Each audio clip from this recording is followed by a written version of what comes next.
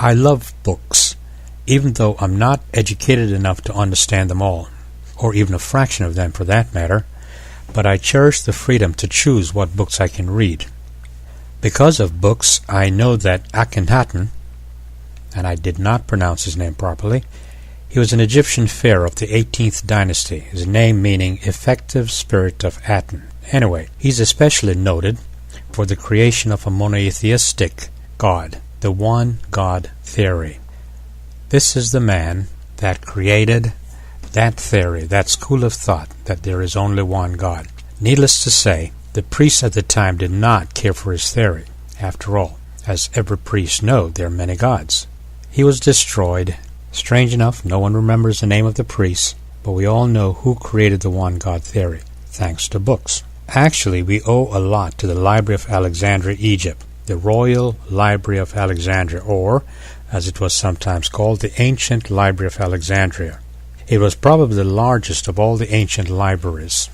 Anyway, this library existed somewhere in the 3rd century before the Common Era.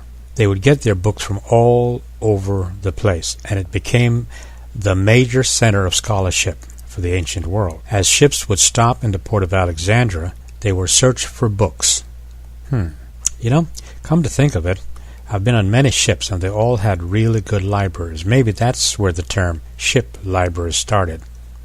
Anyway, the Library of Alexandria, Egypt housed a lot of books, and scholars from all over the world would learn many things from that library. It was eventually burnt to the ground. Too bad.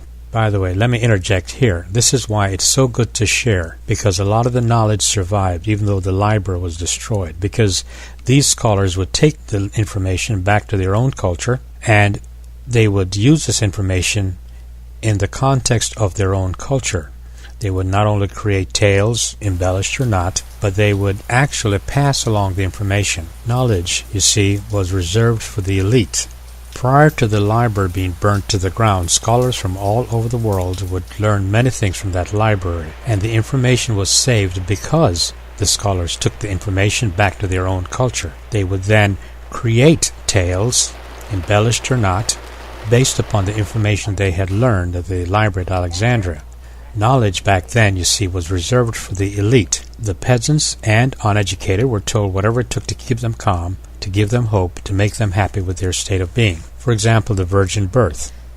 About 2,000 years before the Christian era, the Virgin Queen of Egypt gave birth to a pharaoh who in turn built the temple at Luxor. You didn't know that, did you? Well, maybe you did. Again, and in Egypt, the Virgin Mother Isis begat Horus.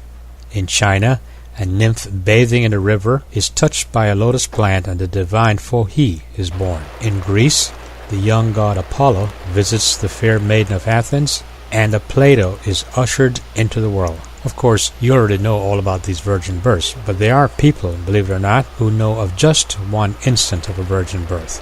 Oh well.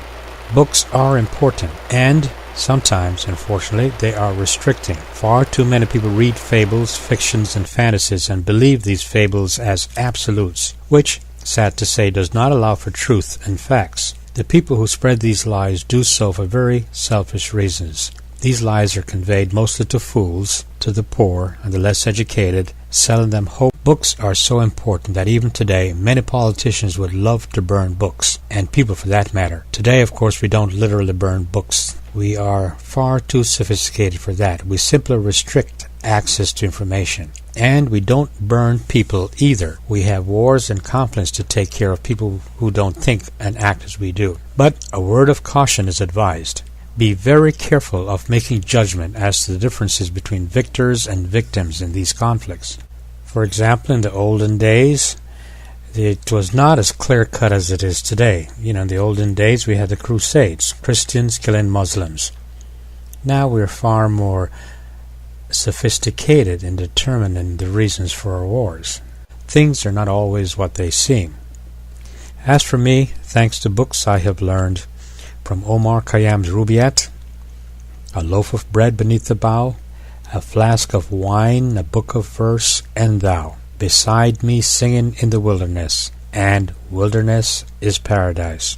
In other words, life is to be enjoyed to the maximum, every minute of the day, and that we should live all our lives, never causing hurt, to anyone in any way. And the second thing that I have learned is that I really don't know much at all.